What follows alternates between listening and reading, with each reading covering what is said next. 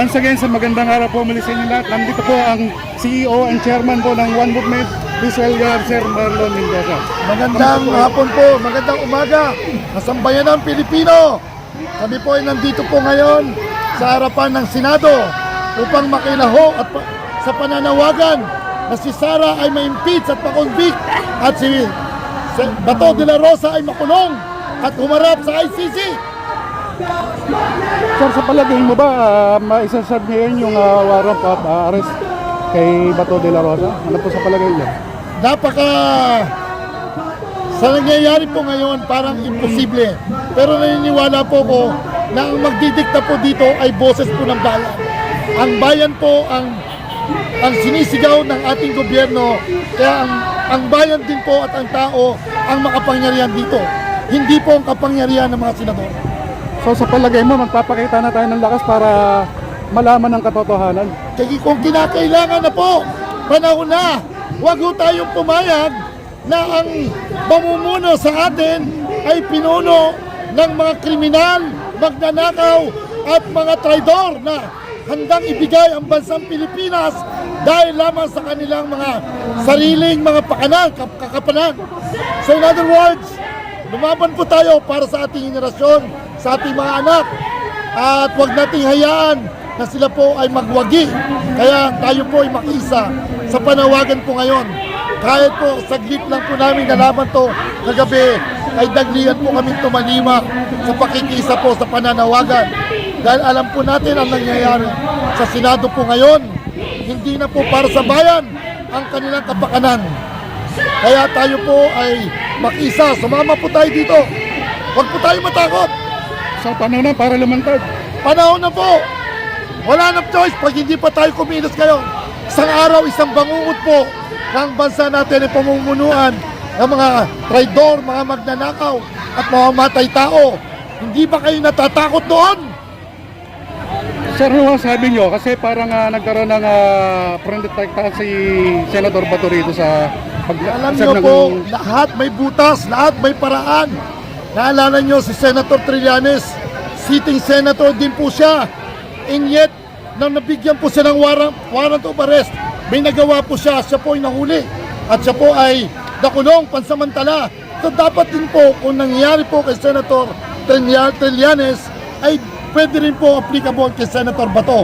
So, nasaan po ang hustisya? ito po ay pagtatakip ang ginagawa ng mga nakaupong senador na umagaw po sa pamumuno ni Senator Soto bilang Senate President. Kaya mga kabayan, gumising na po tayo. Huwag na po tayo magpatumpik-tumpik, huwag na po tayong matulog. Gumising na po tayo. Panahon na.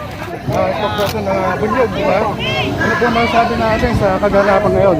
Ay tagumpay at simula pa lang ito ng ating pagkilos. Dahil kailangan harapin, managot si Sara Duterte, harapin niya ang impeachment trial, sagutin niya ang tanong ng mamamayan. At si Bato de la Rosa, huwag na siya magtago sa Senado.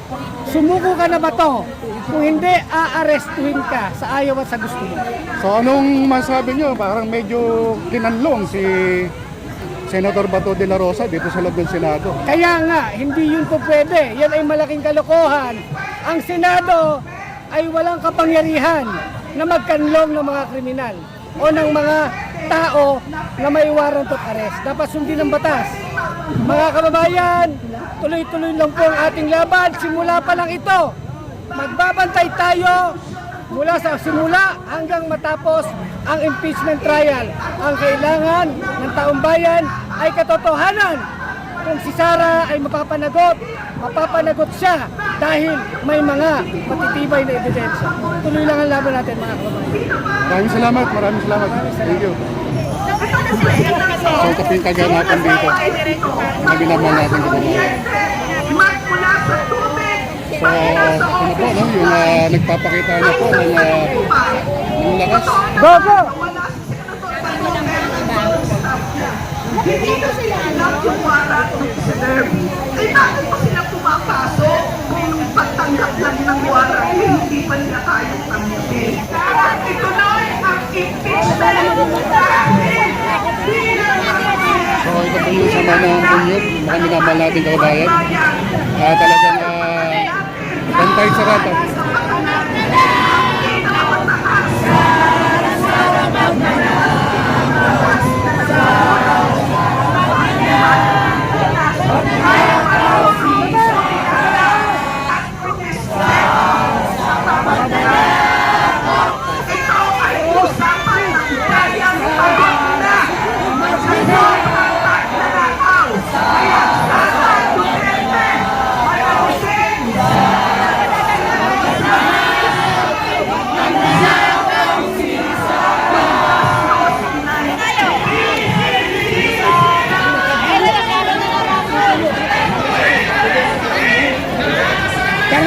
May karta na!